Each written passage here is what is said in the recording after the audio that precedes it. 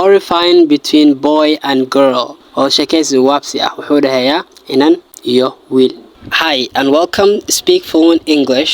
haddii aad nagu subtaa fadlan follow na soo dheh qaybta YouTube-ka subscribe noo saar. haddii aad nala joogteen aad u mahadsan tahay video like noo saar nala soo. waxay leedahay inanta marka, why are you standing in front of me? Do you want me to shrink you as a wet towel? Why are you standing in front of me? maxaa la taagan tahay horteyda? Do you want me?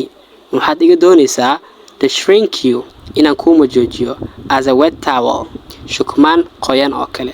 waxaad rabtaa inaan kuuma joojiyo sida shukmaan qoyan oo kale. inantii asaas tiri marka. wiilku wuxuu yidhi, don't cross your border please. fadlan ha soo gudbin xaduudaada. border waa xaduud waaye. waxa qofka ama wadamada u kala dhexeeya ayaa la yiraahdaa border. So wuxuu yidhi wiilkii, don't cross your border. fadlan ha soo gudbin xuduudaada. ee gabarnimada ilaashu yiri markii wiilkii. gabadhiya waxay tiri, why are you looking at the sides? Do you want to run?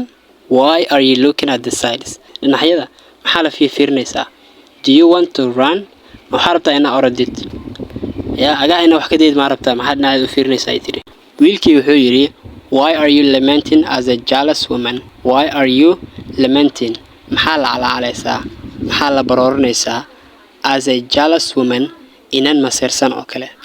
gabadhii waxay tiri, stop horrifying words, otherwise I will make you eat the sand. Stop horrifying words, jooji ereyada waabsiga ah. otherwise haddii kale I will make you eat, waxaan ku cunto siinayaa the sand, ciidda ayaan ku siinayaa.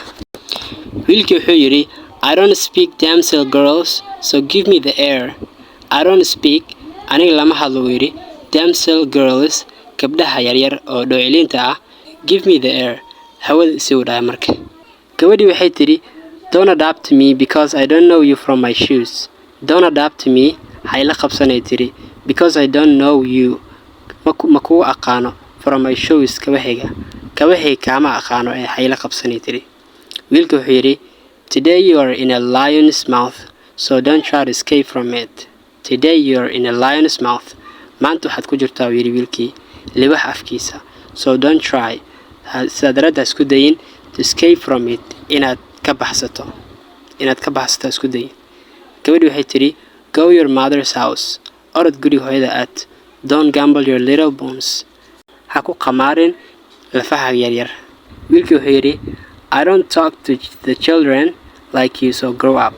I don't talk to, anigu lama hadlo, the children, caruurta, like you, sida adiga oo kale, so grow up, orod soo barbaar.